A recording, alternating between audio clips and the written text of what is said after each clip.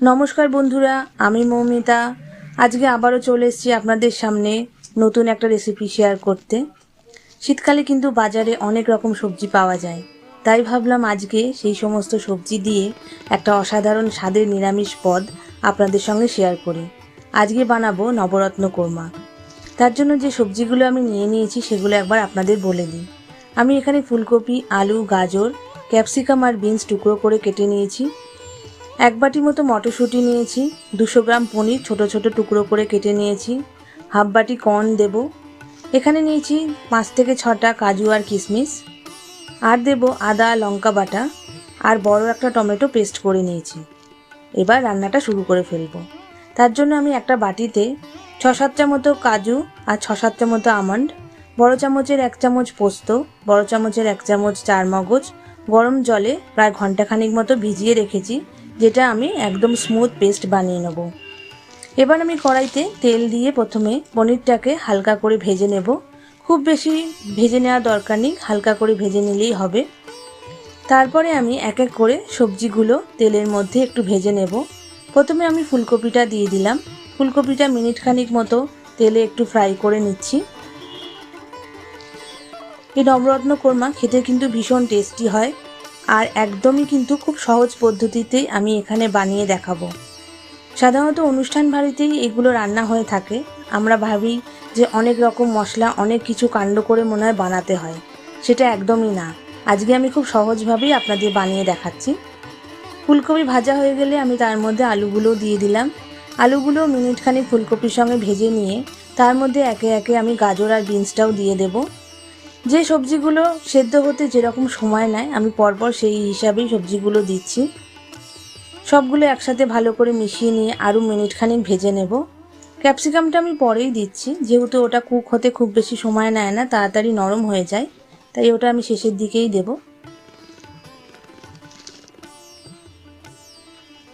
এবার আমি ক্যাপসিকামটা অ্যাড করে দিচ্ছি, আর সঙ্গে দেব আমি মটরশুঁটিটাও, আর দিয়ে দেব যে কর্নটা আমি রেখেছিলাম। ফ্রেশ কর্ন হলে ভালো হয়। তার সঙ্গে মটরশুঁটিটাও অ্যাড করে দিলাম। সব সবজিগুলো এবার ভালো করে মিশিয়ে নেব। এর মধ্যে সবজিগুলো ভাজাও হয়ে যাবে আর কিছুটা সেদ্ধও হয়ে যাবে।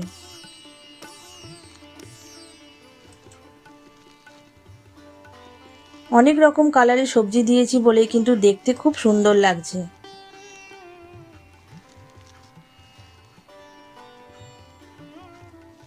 কিছুক্ষণের জন্য ঢাকা দিয়ে দেবো, যাতে সবজিটা ভাজার সাথে সাথে কিছুক্ষণ সেদ্ধও হয়ে যায়। সবজিটা মোটামুটি ভাজা এবং সেদ্ধ দুটোই হয়ে গেছে।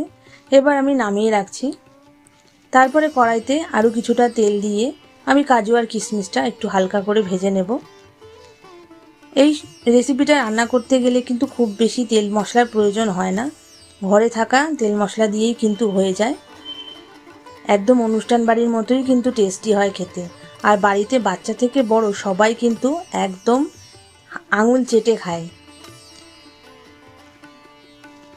কাজু কিশমিশটা ভাজা হয়ে গেছে, আমি তুলে রাখলাম। এরপরে আমি ফোড়ন দিয়ে দেব তেলের মধ্যে একটা শুকনো লঙ্কা, একটা তেজপাতা, গোটা গরম মশলা, আর দেব হাফ চামচ গোটা জিরে। কয়েক সেকেন্ড ফ্রাই করে নেব, সুন্দর একটা গন্ধ বেরোবে। তারপর আমি এর মধ্যে অ্যাড করব আমি যে আদা আর লঙ্কাটা বেটে রেখেছিলাম সেই বাটাটা।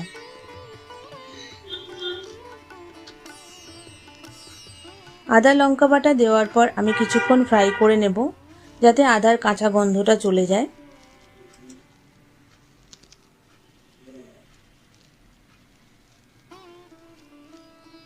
এই রান্নাটা যেমন খেতেও সুস্বাদু হয়, তেমন কিন্তু অনেক হেলদিও হয়, কারণ নানা রকম সবজি কিন্তু এই তরকারির মধ্যে থাকে। আদাটা কিছুক্ষণ ফ্রাই করে নেওয়ার পর আমি এর মধ্যে যে টমেটো পেস্ট করে রেখেছিলাম সেটা দিয়ে দিলাম। টমেটোটাও কিন্তু আমাকে একটু ফ্রাই করে নিতে হবে, যাতে টমেটোর কাঁচা গন্ধটা চলে যায়।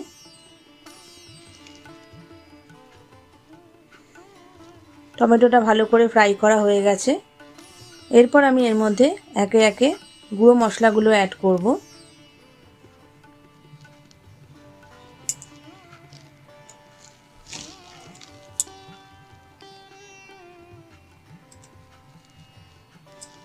টমেটো ভালো করে ফ্রাই করার পরে এর মধ্যে যে পেস্ট আমি বানিয়ে রেখেছিলাম বাদামের, সেই পেস্টটা আমি এর মধ্যে অ্যাড করে দিচ্ছি।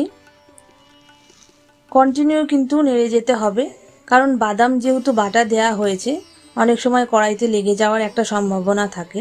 যদি কড়াইতে লেগে যায় বা পুড়ে যায় তাহলে কিন্তু পুরো রেসিপিটাই নষ্ট হয়ে যাবে, খেতেও কিন্তু ভালো লাগবে না। তাই কনস্ট্যান্ট কড়াইটাকে কিন্তু খুন্তি দিয়ে নাড়িয়ে যেতে হবে। এরপর আমি এর মধ্যে গুঁড়ো মশলাগুলো অ্যাড করব।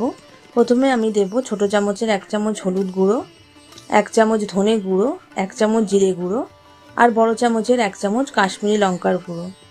নিরামিষ রান্না তাই খুব বেশি ঝাল ভালো লাগে না, তবে আপনারা আপনাদের স্বাদ অনুযায়ী কিন্তু এখানে লঙ্কার গুঁড়ো অ্যাড করবেন।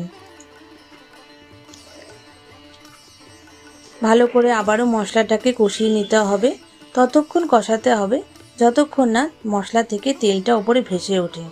যেহেতু এখানে বাদাম বাটা দেওয়া আছে তাই কষতে কিন্তু একটু সময় লাগবে, সেটুকু ধৈর্য ধরে কিন্তু কষিয়ে নিতে হবে। মশলাটা যাতে ভালো করে কুক হয় তার জন্য এখানে আমি 1/2 চামচ মতো নুন দিয়ে দিলাম আর দিয়ে দেব বড় চামচের 2 চামচ চিনি। যেহেতু নিরামিষ রান্না একটু মিষ্টি মিষ্টি হলে কিন্তু বেশি ভালো লাগে খেতে। নুন চিনি দেওয়ার পর ভালো করে মিশিয়ে নিয়ে আমি এখানে ঢাকা দিয়ে দেব কিছুক্ষণের জন্য, মিনিট খানিকের জন্য ঢাকা দিলেই হবে।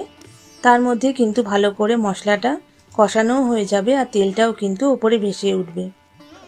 আমি এই সময় এর মধ্যে বড় চামচের 1 চামচ ঘি অ্যাড করেছি। আপনারা চাইলে ঘি প্রথম দিকেও দিতে পারেন, আমি এই সময় দিয়েছি। ঘিয়ের ফ্লেভারটা কিন্তু এই ধরনের রেসিপিতে অসাধারণ লাগে।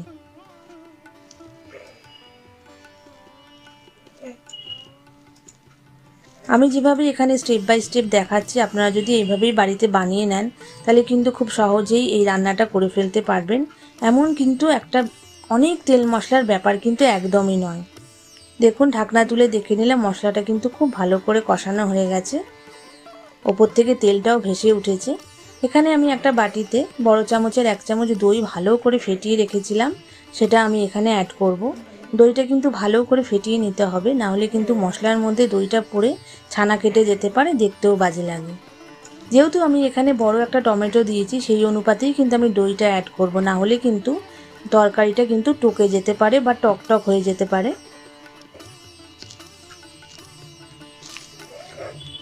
আবারও মশলা দিয়ে ভালো করে কষিয়ে নিলাম। এরপর আমি এর মধ্যে সমস্ত সবজিগুলো অ্যাড করে দিচ্ছি। সবজি দেওয়ার পর ভালো করে মশলার সাথে কিন্তু মিনিট খানিকের জন্য নাড়িয়ে নিতে হবে বা কষিয়ে নিতে হবে, যাতে মশলাটা ভালো করে সমস্ত সবজির গায়ে লেগে যায়।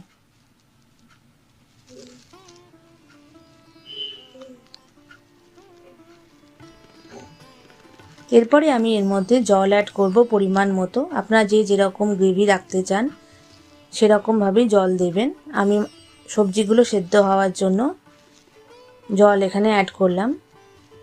আমি যে মিক্সিং বলে বাদামটাকে পেস্ট করে নিয়েছিলাম সেই মিক্সিং বোলের মধ্যেই জল দিয়ে সেই জলটা অ্যাড করলাম। আমি এখানে ততটা পরিমাণ জল দিয়েছি যাতে সবজিগুলো মোটামুটি জলের মধ্যে ডুবে যায়। এবার সবজি সেদ্ধ হওয়ার জন্য 5 থেকে 6 মিনিটের জন্য আমি ঢাকা দিয়ে দেবো। সবজিগুলো অলরেডি 50% সেদ্ধ হয়ে আছে ভাজার সময়, বাকি 50%ও এখানে সেদ্ধ হয়ে যাবে।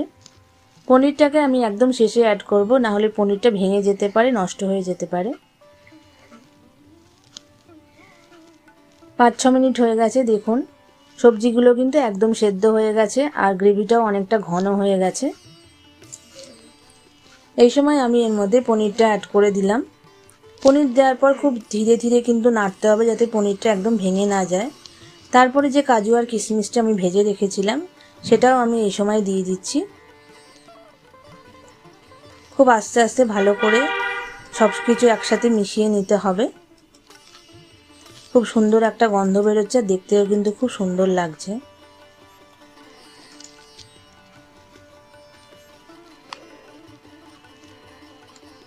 এরপর আমি ওপর থেকে 1/2 চামচ মতো গরম মশলা গুঁড়ো অ্যাড করছি। আমি কিন্তু গরম মশলা গুঁড়োটা বাড়িতেই বানিয়ে নিয়েছি। আপনারা আমার আগের রেসিপি দেখলে দেখতে পারবেন আমি কিভাবে গরম মশলাটা বানিয়েছি। তারপর এখানে আমি বড় চামচের 1 চামচ কেসুরি মেথি হাতে ভালো করে ক্রাশড করে ওপর থেকে ছড়িয়ে দিলাম। আর আমি এখানে দিলাম বড় চামচের 2 চামচ ফ্রেশ ক্রিম। ক্রিমটাকে ভালো করে ফেটিয়ে নিয়ে তারপরে আমি এখানে অ্যাড করেছি। সব কিছু একবার ভালো করে মিশিয়ে নেব খুব সাবধানে। সবজিগুলো এখানে কিন্তু ভালো করে সেদ্ধ হয়েছে, আবার আলাদা করে কিন্তু বোঝাও যাচ্ছে সব কিছু একেবারে মিলেমিশে যায়নি।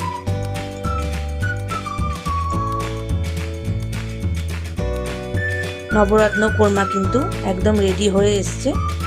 আর একটুখানি ফুটে গেলেই আমি কিন্তু সার্ভিং বলে সার্ভ করে দেব নবরত্ন কোরমা।